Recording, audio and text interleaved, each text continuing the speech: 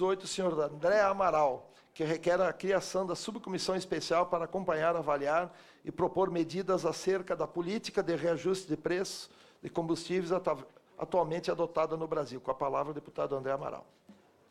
Senhor presidente, esse é um dos assuntos mais debatidos nos últimos tempos aqui no Brasil e de forma muito especial aqui no Congresso Nacional, e eu vou direto à justificativa. É sabido por todos nós que militamos há anos nesta Comissão de Defesa do Consumidor, que a Lei 8.078 de 1990, o Código de Defesa do Consumidor, estabeleceu um microsistema próprio de princípios norteados de toda a relação de consumo que reconhece a vulnerabilidade do consumidor, além daqueles que exigem a observância das regras que cuidam da economia popular e buscam a repressão ao abuso de poder econômico pelos fornecedores em atuação de diversos segmentos da economia. Desse modo, viemos propor a urgente criação de uma subcomissão especial de acompanhamento, avaliação e proposição de medidas para o monitoramento da política governamental que reajusta os preços dos combustíveis no país, que será fundamental para avaliar os últimos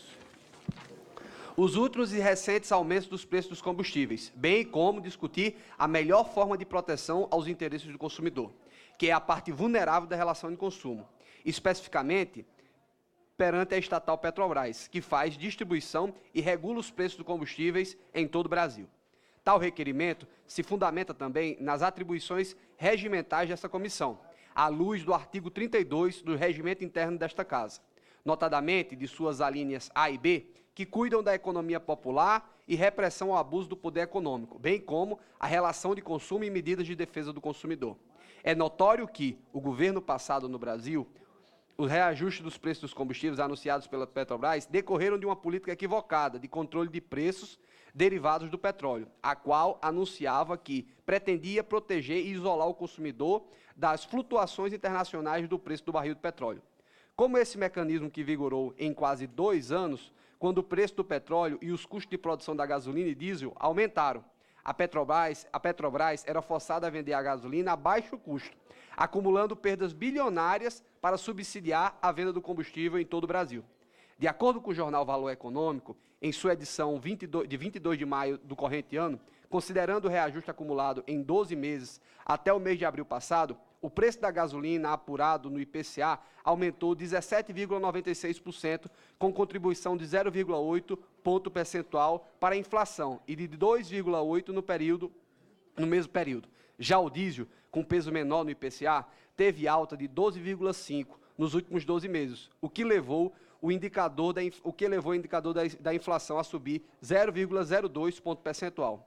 Ainda de acordo com aquela notícia do jornal e conforme a estimativa das situações feitas pelas empresas de consultoria Tendências, o preço médio do litro da gasolina na bomba estava em R$ 4,25 na segunda semana do mês de abril e poderia chegar a R$ 5,10, com a fixação do petróleo tipo Brent na faixa de $90 num câmbio de 3,80.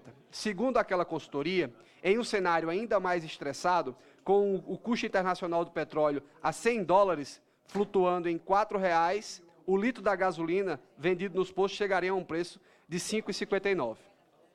No mesmo jornal, informa ainda que, apesar da gasolina apresentar cerca de 40% do preço final para o consumidor, os aumentos acabam tendo um impacto maior, dado que outros componentes do preço também sobem junto. Isso porque o ICMS é cobrado pelos estados, como percentual do preço de venda, e não como um valor fixo do litro por centavo de reais, como é o caso do PIS e o COFINS, com 0,61 centavos o litro, e a CID, por 0,073 o litro.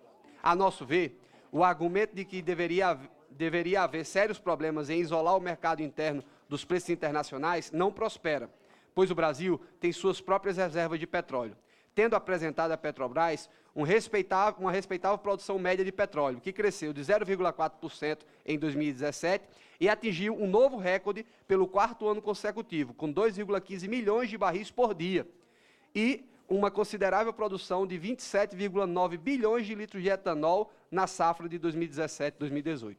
Nesse contexto de farta produção, o consumidor não pode responder e ser punido por um aumento de custos que representaria uma escassez real de tais combustíveis.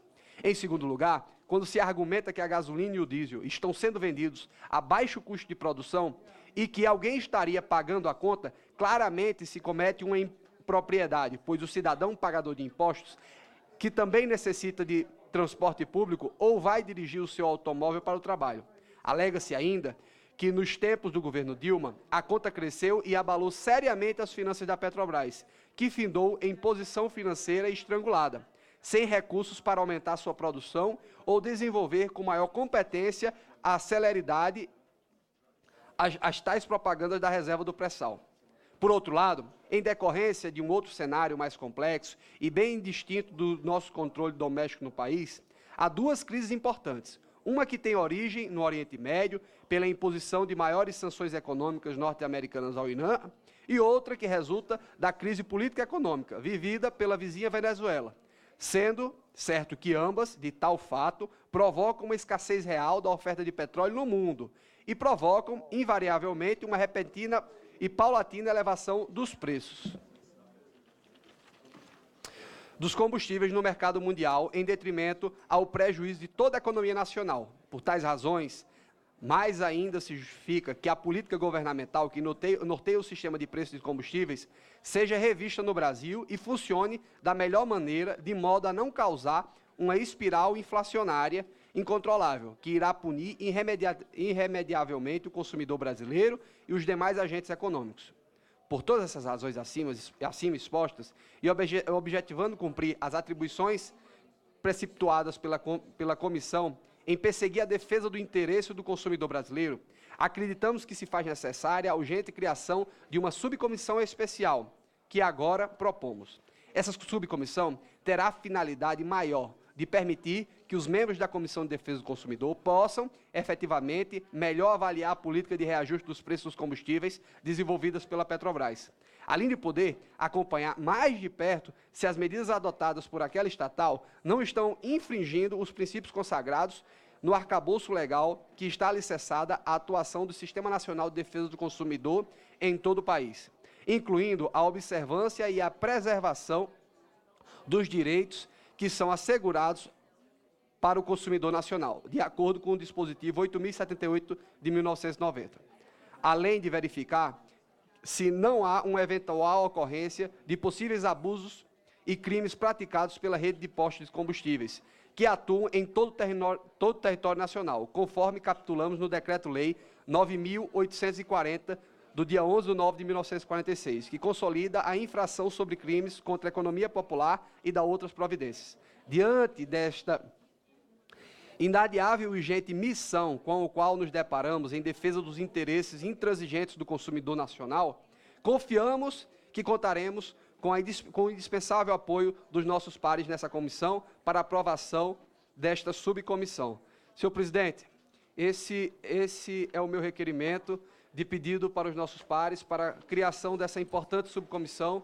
Os preços dos combustíveis não param de subir, os postos agora estão dizendo que não tem combustível para não vender com os 46 centavos mais barato, no exemplo do diesel, e nós, enquanto legisladores, precisamos estar atentos. Eu queria aproveitar para registrar a presença do presidente da FEBRACON, que é uma federação recém-criada nos últimos anos, que está aqui hoje nessa comissão acompanhando essa importante matéria que eu tenho certeza que vai emprestar à Câmara dos Deputados a capacidade de avaliar e de estar mais presente nesse importante debate, onde de verdade influencia no dia a dia do povo brasileiro.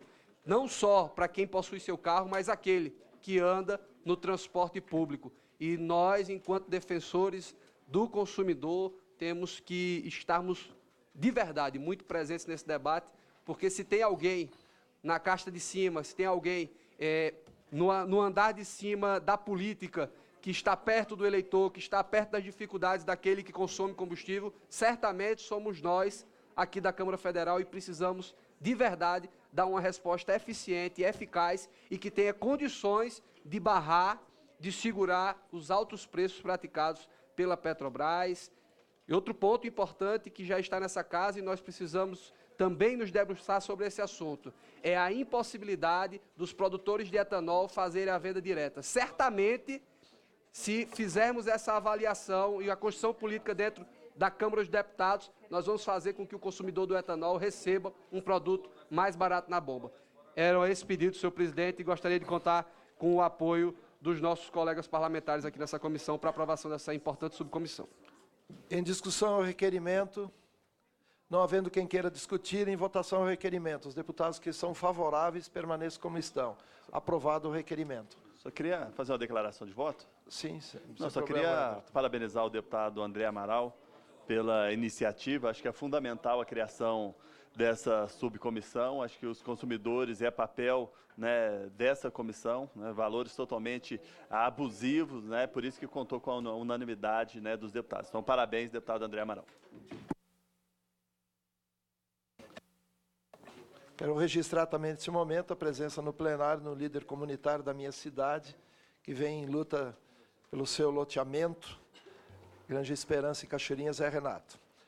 Requerimento 3, de número 237, de 2018, também do senhor André Amaral, que requer a realização de audiência pública para debater sobre os preços dos combustíveis automotivos e do gás liquefeito do petróleo. Passo a palavra ao deputado André Amaral. Quer dizer que hoje a comissão parece que é toda minha. Eu tenho umas 4 coisas para votar hoje aqui, viu? Senhor presidente, vou direto à justificativa. Nos últimos meses, temos assistido... Na verdade, eu acho que podemos usar a mesma justificativa do outro e pedir as considerações dos nossos parlamentares para que a gente aprove essa importante audiência pública aqui na nossa comissão. Em discussão o requerimento. Não havendo quem queira discutir, em votação. Os deputados que concordam com o requerimento do deputado André Amaral, 237 de 2018, permanece comissão aprovado. Prioridades. Projeto de lei 8451 do Senado Federal, do Ricardo Ferraço, que altera a lei 8987 de 13 de fevereiro de 95, para inserir como direito do usuário do serviço público a informação dos subsídios e encargos custeados pelas tarifas cobradas pelas prestadoras de serviço público. Relator, deputado André Amaral, parecer pela aprovação. Vou direto ao voto, senhor presidente. No projeto de lei 8.451 de 2017, o nobre senador Ricardo Ferraço objetiva assegurar aos usuários de serviços públicos as informações de subsídios e encargos custeados pelas tarifas cobradas pelas prestadoras de serviço público.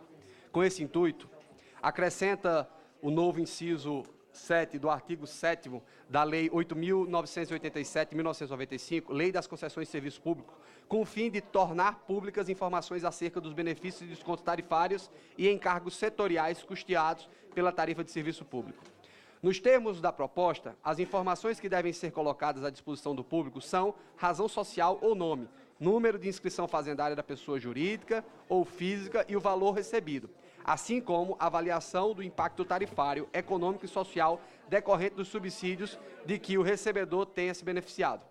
Concordo plenamente com a iniciativa que amplia o rol dos direitos dos usuários de serviços públicos previsto no artigo 7º da Lei 8.987 de 1995.